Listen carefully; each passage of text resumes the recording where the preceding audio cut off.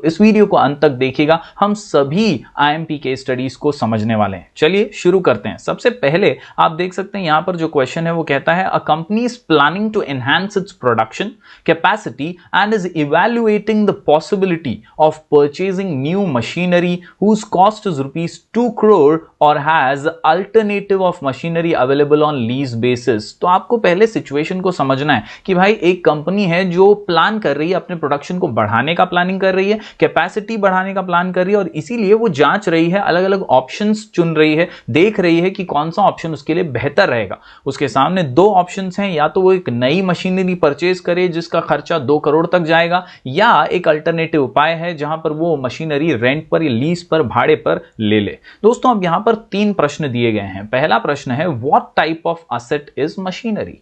तो ये तो हमने भैया 11वीं से पढ़ा है, बुक कीपिंग अकाउंटेंसी में भी पढ़ा है, हमने एसपी के अंदर भी ये जाना है कि असेट जो है मशीनरी वो हमारा फिक्स्ड असेट होता है। तो यहां पर 1 मार्क्स तो आपको आसानी से मिल गया। दूसरे अगर क्वेश्चन की बात करें तो दूसरा प्रश्न यहां पर पूछा गया है, capital used for purchase of machinery is fixed capital और वर्किंग कैपिटल। देखिए इसी प्रकार के आसान से क्वेश्चन आने वाले हैं, जरा भी घबराने की जरूरत नहीं है। सिंपल सा प्रश्न पूछा है कि क्या जो मशीनरी खरीदने के लिए कैपिटल लगाया जाएगा, पैसा लगाया जाएगा, वो किस प्रकार का कैपिटल कहलाएगा, वो फिक्स्ड कैपिटल होगा या वर्किंग कैपिटल? तो सिंपल सी बात है दोस्तों, मशीनरी एक फिक्स्ड एसेट है, तो उसे खरीदने के लिए जो हम पैसा लगाएंगे वो भी हमारा फिक्स कैपिटल होगा, क्योंकि मशीनरी एक ऐसा एसेट है जो लॉन्ग टर्म के लिए बिजनेस में रहने वाला है। और उसी प्रकार यहां पर दोस्तों हमने आंसर लिखा है, the capital used for purchase of machinery is fixed capital. आप देख सकते हैं 1-1 मार्क के लिए आपको हर क्वेश्चन का इजीली आंसर देना है। कुल मिलाकर के आपको 3 मार्क्स यहां पर केस स्टडी के मिलने वाले हैं। तीसरा प्रश्न दोस्तों,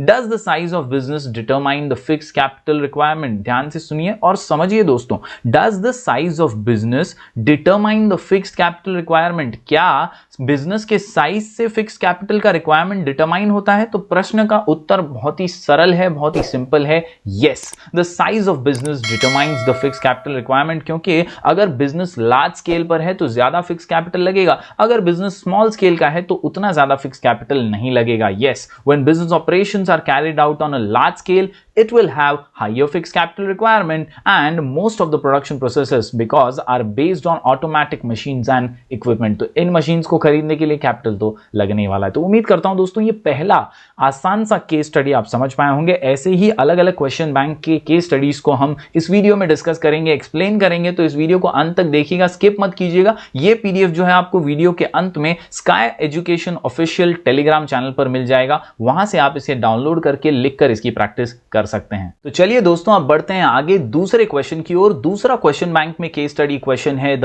balance sheet of Donald company for the year 2018-19 reveals equity share capital of ₹25 lakhs and retain earning of ₹50 lakh। जी हां दोस्तों, एक ही सेंटेंस के अंदर उन्होंने हमें इस केस स्टडी में कुछ जानकारी दी है। क्या जानकारी है? तो एक कंपनी है डोनाल्ड कंपनी, जिसका 2018-19 का जो फाइनेंशियल स्टेटमेंट है वो रिवील करता है कि भैया इसके पास इक्विटी शेयर कैपिटल 25 लाख का है और रिटेन अर्निंग ये 50 लाख रुपए हैं। तो दोस्तों इसी के आधार पर 3 प्रश्न हमें पूछे गए हैं। सबसे पहला, is the company financially sound?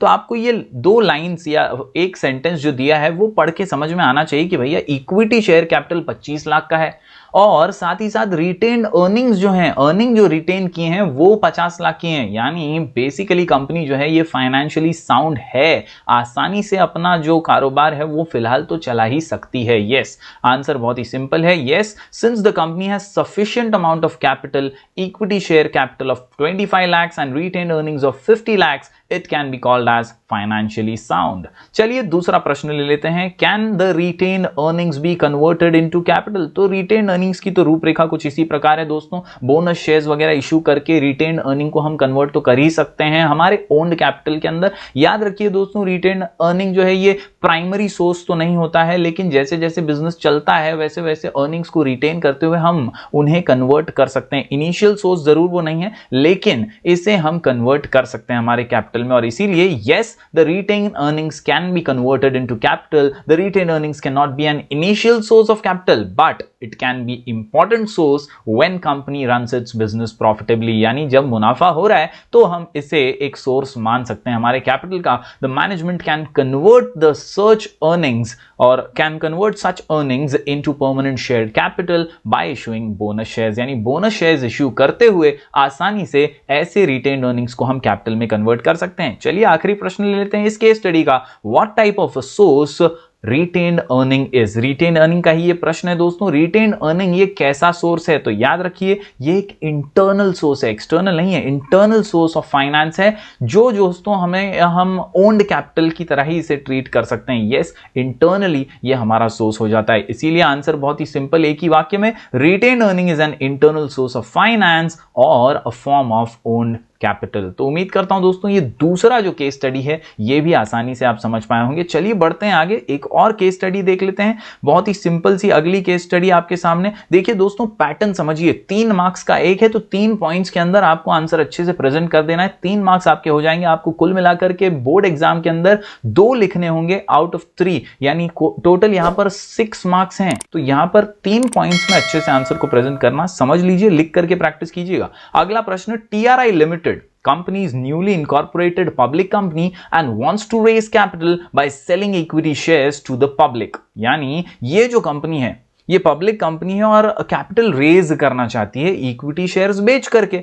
Yes, the board of directors are considering various options for this, और अलग अलग ऑप्शंस जो हैं वो तराशे जा रहे हैं, जांचे जा रहे हैं। Advise the board on the following matters, अब हमसे एडवाइस ली जा रही है। 3 प्रश्न, उनके उत्तर हमें देने हैं। सबसे पहला, what should the company offer, IPO और FPO? क्या ऑफर करना चाहिए? इक्विटी शेयर्स तो दे रहे हैं, IPO या FPO? इसके अलावा दूसरा प्रश्न, can the company offer bonus shares to raise the capital? और तीसरा प्रश्न, can the company enter into underwriting agreement? तो देखिए दोस्तों प्रश्न जो है ये आपके चैप्टर से रिलेटेड है, आपके कंटेंट से रिलेटेड है। थोड़ा बहुत अगर चैप्टर का नॉलेज है तो आसानी से इनके उत्तर भी दिए जा सकते हैं। जैसे what should the company offer, तो याद रखिए ट्राई कंपनी क्या है, तो ये न्यूली इनकॉर्पोरेटेड कंपनी है and issuing shares to the public for the first time, hence the company should offer initial public offer, यानी IPO ही इसे जो है इशू करना चाहिए, क्योंकि ये नई कंपनी है और पहली बार जो है शेयर्स इशू कर रही है, और इसीलिए यहां पर दोस्तों फर्स्ट टाइमर्स के लिए इनिशियल पब्लिक ऑफर ही जो है वो सूटेबल रहेगा। दूसरे प्रश्न की बात करें तो can the company offer bonus shares? तो याद रखिए bonus share, the shares are the fully paid shares issued free of cost to the existing equity shareholders in proportion to their shareholdings. So the company cannot raise capital by offering bonus shares. दोस्तों bonus shares की परिभाषा ही ये है, वो जो हमारे existing share holders होते हैं ना उन्हें हम बोनस में देते हैं, वो शेयर्स होते हैं bonus shares, extra equity shares देते हैं उन्हें। लेकिन यहां तो पहली बार इनिशियली हो रहा है ना, शुरुआत हो रही है, और इसीलिए इधर हम बोनस शेयर्स इशू नहीं कर सकते। तीसरी एडवाइस जो हमसे मांग रहे हैं, can the company enter into underwriting agreement? तो दोस्तों company can enter into an agreement with under writers bye paying them commission, यानी कमीशन बेसिस पर हम अंडर राइटिंग एग्रीमेंट जरूर कर सकते हैं। The under writers assured the company to take up the unsold shares so that the company is able to raise its minimum subscription, यानी minimum subscription raise हो जाए, इसलिए अंडर राइटर्स को commission देते हुए उनके साथ अग्रीमेंट हम कर सकते हैं। तो उम्मीद करता हूं ये एक और केस स्टडी का क्वेश्चन आप समझ पाए होंगे। दोस्तों इस पीडीएफ के अंदर 14-15 कुल मिलाकर के केस स्टडी हैं, क्वेश्चन बैंक के ही ये केस स्टडीज हैं, विद सॉल्यूशन है। 3-3 पॉइंट्स में आपको आंसर लिख करके प्रैक्टिस करना है और आसानी से आप आपके 6 मार्क्स बोर्ड एग्जाम के पक्के कर सकते हैं। चलिए दोस्तों बढ़ते हैं अगले प्रश्न की ओर। चौथा प्रश्न है यहां पर, silver limited company has recently come out with its public offer through FPO. Their issue was over subscribed. The board of directors now wants to start the allotment process. Please advise the board on, यानी हमसे advice ली जा रही है कि भैया over subscribe हो चुका है, अब बोर्ड ऑफ डायरेक्टर्स जो हैं ये अलॉटमेंट प्रोसेस शुरू करना चाहते हैं। तो ये 3 प्रश्न है आपके सामने। Should the company set up allotment committee, या दूसरा प्रश्न है how should the company inform the applicants to whom the company is allotting shares, and lastly within what period should the company issue share certificate. तो दोस्तों इसकी प्रक्रिया जो है वो बहुत ही सिंपल है। आप जानते हैं कि हर बार जब आप सब्सक्रिप्शन के लिए ऑफरिंग देते हैं तो उसके बाद आपको सब्सक्रिप्शन मिलते हैं, then finally you have to start the allotment process, और आपको फिर धीरे धीरे करके शेयर्स के allotment letters and then share certificate भी देना होता है। तो उसी के बारे में ये प्रश्न है, इसी प्रोसेस को 3 प्रश्नों में डालकर हमें पूछा गया है। सबसे पहले, should the company set up allotment committee? तो यस, जाहिर सी बात है, अब तो प्रोसेस शुरू करना है। Yes, the company should set up an allotment committee. The allotment committee will decide the basis of allotment and submit a report to the board. यानी जल्दी से ये अलॉटमेंट कमिटी जो है वो गठित करनी चाहिए और फिर उसके रिपोर्ट के आधार पर अलॉटमेंट का प्रोसेस शुरू कर देना चाहिए। दूसरा प्रश्न, how should the company inform the applicants to whom the company is allotting shares? कैसे आप बताएंगे? तो याद रखिए, the company should inform the applications to whom it's allotting shares by issuing letter of allotment. यानी आप इंफॉर्मेशन कौन से लेटर के जरिए देते हैं? तो लेटर ऑफ अलॉटमेंट के जरिए देते हैं, अलॉटमेंट एडवाइस के जरिए देते हैं, और वो अब आपको दे देना चाहिए जिन्हें आप शेयर्स अलॉट करने वाले हैं। तीसरा प्रश्न, within what period should the company issue share certificate? The company should issue share certificates within 2 months from the date of allotment of shares। यानी जैसे ही आप शेयर्स दे देते हैं उसके 2 महीने के अंदर अंदर आपको शेयर सर्टिफिकेट भी अलॉट कर देना चाहिए। तो यह आसान सी केस स्टडी कुछ इसी प्रकार की इस पूरे पीडीएफ के अंदर केस स्टडीज हैं और काफी आसान हो जाएगा आपके लिए 6 मार्क्स वसूल करना। इस टाइम को वेस्ट किए बिना दोस्तों लिख करके जरूर प्रैक्टिस कीजिएगा। पीडीएफ को sky education official channel Telegram पे जो है उससे डाउनलोड कर लीजिएगा और जरूर इसकी अच्छे से प्रैक्टिस कीजिएगा। दोस्तों 5वें प्रश्न की ओर अगर बढ़ें तो यह भी एक और सिंपल सा प्रश्न है और यहां पर भी काफी अच्छे ढंग से क्वेश्चन को जो है फ्रेम किया गया है। Violet limited company plans to raise 10 crore of issuing by issuing debentures. यानी 10 करोड़ के डिबेंचर्स इशू करना चाहते हैं, 10 करोड़ जो है रेज करना चाहते हैं। The board of directors have some queries, please advise them on the following. Debentures के बारे में प्रश्न पहला, can the company issue unsecured debentures? Can they issue irredeemable debentures? और तीसरा, as the company is offering debentures to its members, can such debentures have normal voting rights? दोस्तों हमें shares, debentures, equity shares, preference shares, debentures के अगर distinguish और उनके points अगर features वगैरह पता है तो इन्हें आंसर करना बहुत ही सिंपल हो जाएगा। आप हमारी प्लेलिस्ट में जाइएगा, आईएमपी क्वेश्चंस ऑफ एसपी की, आपको सभी के डिटेल एक्सप्लेनेशन मिलेंगे और आसानी से चैप्टर नॉलेज भी आपको मिलने लगेगा। तो दोस्तों इसी प्रश्न का अगर उत्तर दें तो सबसे पहले, can the company issue unsecured debentures? Yes, we can issue, यानी Violet limited can issue, company can issue unsecured debentures. 10 crore उन्हें जो है रेज करने और उसके लिए अनसिक्योर्ड डिबेंचर्स दिए जा सकते हैं। दूसरा प्रश्न, can they issue irredeemable debentures? तो याद रखिए, no, a company cannot issue irredeemable debentures. This is because all the debentures are redeemable। ये फीचर्स में ही हमने पढ़ा है, सभी डिबेंचर्स जो हैं वो रिडीमेबल होते हैं, रीपे करना ही पड़ता है। That is have to be repaid and that is why irredeemable debentures तो नहीं इशू कर सकते। तीसरा प्रश्न, as the company is offering debentures to its members, can such debentures have normal voting rights?